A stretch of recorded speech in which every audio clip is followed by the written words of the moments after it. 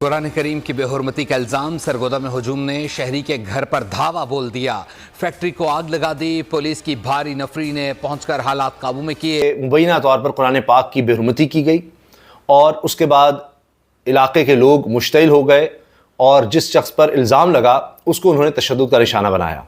एक तरफ हम कहते हैं कि पाकिस्तान में अक़लियतें महफूज हैं, मिनॉरिटीज़ को उनके राइट प्रॉपर मिल रहे हैं, हिंदुस्तान में मिनॉरिटीज़ पर जुल्म किए जा रहे हैं।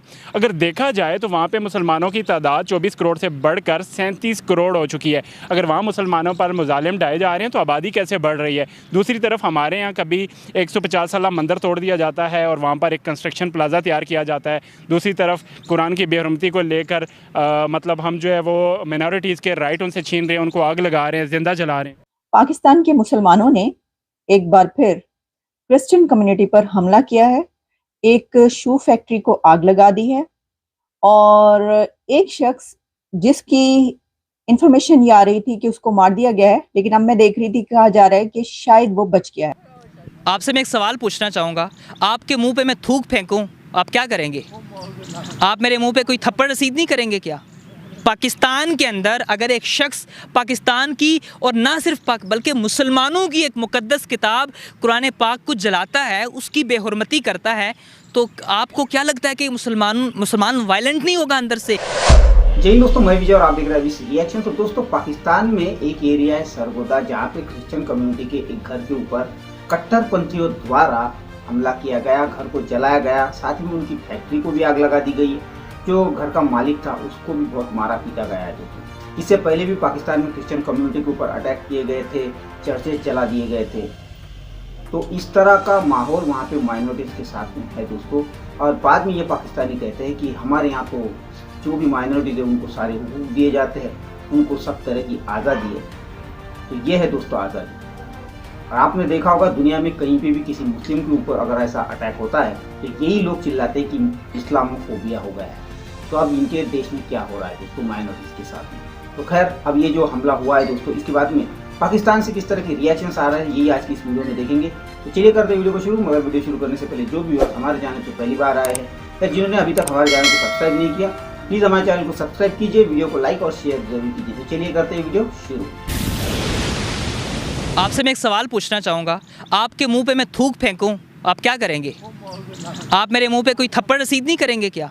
पाकिस्तान के अंदर अगर एक शख्स पाकिस्तान की और ना सिर्फ पाक बल्कि मुसलमानों की एक मुकद्दस किताब कुरान पाक को जलाता है, उसकी बेहुरमती करता है, तो आपको क्या लगता है कि मुसलमान वायलेंट नहीं होगा अंदर से? ये मुसलमानों के मजहबी जज्बात हैं, आप इसको किसी सूरत भी रोक नहीं सकते। लेकिन दूसरी तरफ मैं इसको कंडेम करना चाहूँगा, लॉ एंड ऑर्डर को हाथ में लेने की जो अथॉरिटी है वो किसी मुल्क की किसी बाशिंदे के पास नहीं है। वहाँ पे जड़ांवाला में जो हुआ, फैसलाबाद के उस गाँव में वो जो बस्ती जलाई गई उसकी हम मजम्मत करते हैं। वहाँ पे जिन गिरजाघरों को जलाया गया उसकी हम मजम्मत करते हैं। और उसके साथ साथ जितने लोगों की प्रॉपर्टी को या किसी की जान को, अगर मेरा नहीं ख्याल किसी की जान को नुकसान पहुँचा, जो प्रॉपर्टी को नुकसान पहुँचा है उसकी हम पुरजोर मजम्मत करते हैं। लेकिन उस मजम्मत से पहले हम ये मुतालबा करते हैं कि वो शरीर शख्स कि जिसने कुरान की बेहुरमती की थी, और ना सिर्फ कुरान की बेहुरमती की बल्कि कुरान पाक की मुकद्दस किताब को जलाया, सबसे पहले उसे कैफरे किरदार तक पहुँचाना चाहिए। उसके बाद फिर जिन लोगों ने उसका जो रिएक्शन दिया, उस रिएक्शन पे जो कानूनी इक़दाम हैं वो करने चाहिए। मगर सिर्फ पाकिस्तान में ये होता क्या है, हम बार बार ब्लास्फेमी लॉ के ऊपर जो है लोगों की जानें जा रही हैं, उन्हें मारा पीटा जा रहा है। कल भी सरगोदा में वाकया हुआ है और नजीर मसीह करके कोई क्रिश्चियन है, उनके ऊपर अटैक किया गया और बुरी तरह से उनकी शॉप को भी जला दिया गया। अब इस वक्त पाकिस्तान में जो भी माइनॉरिटी के लोग हैं, चाहे जिस रिलीजन के भी हों, डरे सहमे रहते हैं कब कौन इल्जाम लगा दे। हमने इस किस्म की चीजें भी देखी कि सोशल मीडिया के ऊपर लोगों ने कई लोगों का नाम लेकर और ये कह करके जी ये ब्लास्फेमी कर रहे हैं करके, और उनको टैग किया गया, उन लोगों को बाकायदा पीटीए में टैग किया गया। और इस तरह के इल्जामात लगाते हुए लोग सोचते भी नहीं है कि किसी की जान जा सकती है। इतने बेहिस किस्म के पाकिस्तानी क्यों हैं? बात यह है कि सब जानते हैं कि ये लॉ की कोई ज़रूरत नहीं है जहाँ पे 94% मुसलमान हो और जो हमारे 6% माइनॉरिटीज़ हैं वो सारी बहुत कमज़ोर हैं, उनके पास ना कोई इकोनॉमिक पावर है, यानी कि यहाँ पे हमारे जो सूडो लेफ्ट है वो क्लास वॉर की भी बात शुरू कर देता है, ये वो। तो यहाँ पे तो क्लास वॉर का सवाल ही नहीं पैदा होता, ये तो बहुत ही गरीब लोग हैं ज़्यादातर। सर ये सब कुछ देखने के बाद क्या आपको लगता है कि पाकिस्तान में मिनॉरिटीज़, पाकिस्तान में जो दूसरी कम्युनिटीज़ के लोग हैं वो सेफ़ हैं? पाकिस्तान में तमाम मिनॉरिटीज़ सेफ़ हैं, पाकिस्तान में गिरजाघर हैं, पाकिस्तान में ईसाई, पाकिस्तान में हिंदू अपने मज़हब की आज़ादाना तौर पे जो इबादत है वो करते हैं। उनकी इबादत गाहें पाकिस्तान के अंदर मौजूद हैं। ना सिर्फ इबादत गाहें मौजूद हैं, बल्कि मैं आपको एक और चीज़ भी यहाँ पे जितने भी अगर जो नॉन मुस्लिम कम्युनिटी देख रही है उनको मैं ये चीज़ बताना चाहूँगा आपके इस चैनल प्लस पॉइंट की वसातत से कि पाकिस्तान में कभी भी कोई भी मस्जिद सरकारी ख़जाने से नहीं बनाई गई, बल्कि पाकिस्तान के इवन के जो मंदिर हैं उन मंदिरों की अप्रूवल और उन मंदिरों का उनकी जो कंस्ट्रक्शंस है उसके लिए सरकारी ख़जाने से बाकायदा से बजट रखा जाता है। और उसके अलावा पाकिस्तान जो है जो सिख हैं यात्री, उन्हें ये मौका फ़राहम करता है कि वो पाकिस्तान आएँ और अपनी जो मजहबी रसूमात हैं वो अदा करें। इस बात की समझ नहीं आ रही कि पाकिस्तानी जो पब्लिक है वो क्यों कमज़ोर और जो थोड़ी सी माइनॉरिटीज़ रह गए हैं, वो क्रिश्चियन हो, हिंदू हो, सिख हो, उन पे हमले करते हैं और उनकी जान से ले जाने की कोशिश करते हैं। अभी कल एक वाक़या हुआ है कि एक ईसाई क्रिश्चियन जो था, उसको ऊपर इल्ज़ाम लगे कि उसने कुरान मजीद जो है उसके हवाले से कोई डेसिक्रेशन की कोई कोशिशें की। तो जब लोगों को पता चला तो लोगों ने उस शख्स को तो कानून के कटहरे में लाने की बजाय कि अगर किसी ने कुछ ऐसा किया है तो उसके जो सेट पैटर्न हैं, जो पैरामीटर्स हैं कॉन्स्टिट्यूशन के अंदर, उनको देखा जाए, ना कि इस चीज़ में देखा जाए कि ये बंदा अगर उसने कुछ ऐसा किया है तो उसका घर भी जला दें, उसको भी मार दें, उसकी फैमिली को भी लिंच कर दें। मतलब अभी हमने सबक नहीं सीखे। अब इस्लामोफोबिया के अगेंस्ट 15 अगस्त आपको पता है मनाया जाता है पूरी दुनिया के अंदर, और ये पाकिस्तान की एक बहुत बड़ी कामयाबी है। और इस बात को 15 अगस्त इस्लामोफोबिया के अगेंस्ट जो दिन रखा गया है, पाकिस्तान को क्रेडिट जाता है इसका, और ये यूनाइटेड नेशन की एक मुत्तफ़िका करारदाद है, उस करारदाद से ये मंजूर हुआ है। और इसका क्या मतलब है? इसका मतलब वाज़ेह और दो टोक यही है कि किसी भी शख्स को कोई हक हासिल नहीं है कि वो ना तो कुरान, ना होली प्रॉफिट, ना किसी आसमानी किताब, ना किसी पैगंबर को वो उनकी जो बेतौकीरी करें, उनको डिरिस्पेक्ट करें, उनके ख़िलाफ़ कोई इस तरह का जहर उगलें। और ये कानूनन जुर्म है, ना सिर्फ कानूनन जुर्म है बल्कि इसकी सज़ा जो है वो मौत है पाकिस्तान के कानून के मुताबिक। अब ये लार्जली कहा जाता है कि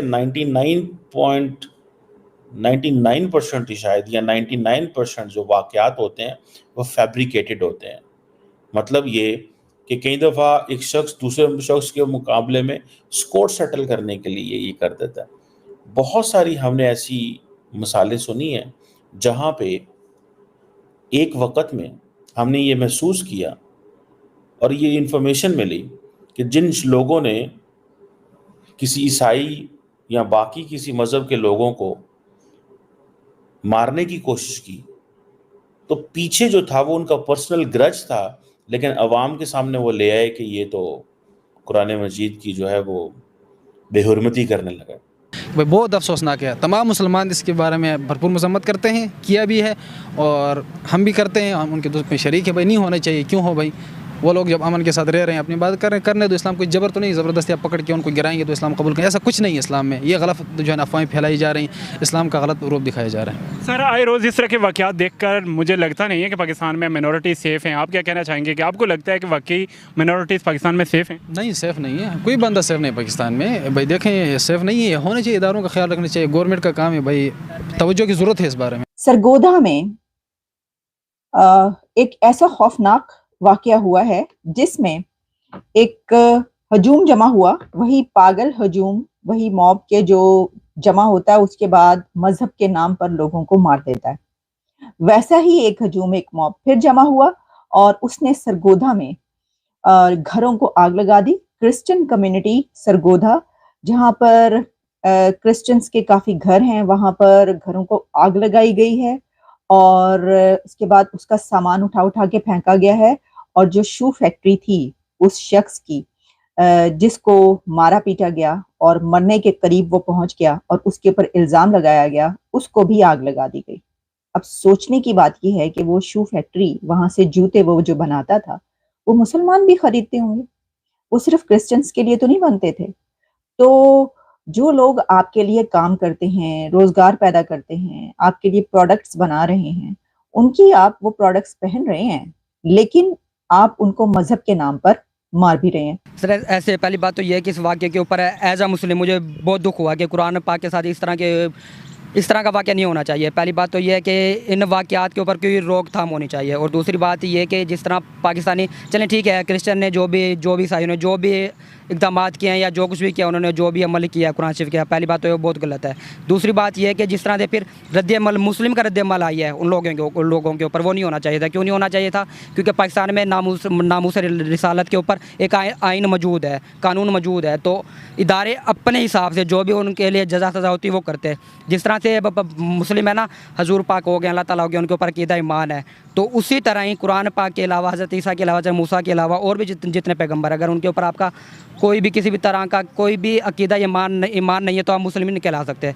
तो फिर जिस तरह इन्होंने रद्द-ए-अमल दिया ना मुस्लिम्स ने, चलें उन्होंने जो किया या नहीं किया, खैर, लेकिन आप मुसलमान हैं, आप मुस्लिम हैं, आपको सब्र की तलकीन करनी चाहिए। दोस्तों ये थी आज की वीडियो। जैसा कि आपने देखा कि एक पाकिस्तानी ये कह रहा था कि भाई पाकिस्तान में तो माइनॉरिटीज़ को सभी तरह के हुकूक है, उन्हें सभी तरह की धार्मिक आज़ादी है, यहाँ तक कि गवर्नमेंट जो है मंदिर और चर्चेज़ के लिए जो है हेल्प करती है, फंडिंग करती है। तो भाई मेरे पहली बात तो ये बताओ कि पाकिस्तान में कितने मंदिर बचे, कितने चर्चेज बचे? चर्चेज तो छोड़ो, मंदिरों की तादाद पहले कितनी थी और आज कितनी बची है? और जो कुछ बचे कुछ है उसके ऊपर भी आए दिन अटैक होते रहते, तोड़फोड़ की जाती है, चर्चेज को चलाया जाता है। और बात कर रहे हो कि माइनॉरिटीज़ को सभी तरह की धार्मिक आज़ादी है। हिंदू मंदिरों की क्या हाल है, वहाँ पे बकरे कट रहे, किसी ने मटन की दुकान लगाई है, चिकन की दुकान लगाई है, ये सब सोशल मीडिया पे अवेलेबल है। ये हाल तो हिंदू मंदिरों को करते रहता है। बात कर रहे हो कि वहाँ पे धार्मिक आज़ादी सभी। और दोस्तों ये जो पाकिस्तान में ब्लास्फेमी लॉ है ना, इसका पाकिस्तानी बहुत फ़ायदा उठाते हैं। जिसके साथ भी इनको दुश्मनी निकालनी है, उनके ऊपर झूठा आरोप लगा देते हैं और उसकी मॉब लिंचिंग करके उसे मार डालते हैं। पाकिस्तान में अच्छे भी लोग हैं दोस्तों, मगर वो लोग कुछ नहीं कर सकते इन कट्टरपंथियों के सामने, क्योंकि पाकिस्तान में कट्टरपंथी बहुत बड़े हैं। और दूसरी बात दोस्तों, अगर दुनिया में किसी मुस्लिम के साथ इस तरह कुछ हो जाए ना, तो यही लोग चीखे मारते कि इस्लामोफोबिया हो गया। अब ये क्या है भाई, लोगों के घर जलाओ, लोगों की कारखाने जलाओ, लोगों को मारो, जान लो। मगर ये लोग दोस्तों सुधरने वाले नहीं है। जब तक पाकिस्तान की माइनॉरिटी ख़त्म नहीं हो जाती, तब तक ये कट्टरपंथी शांत नहीं बैठने वाले, और इनका एम भी यही है। तो खैर ये थी आज की वीडियो। आशा करता हूँ आप सभी को अच्छी लगी होगी। चलिए चलते हैं, मिलते अगली वीडियो में, तब तक के लिए जय हिंद।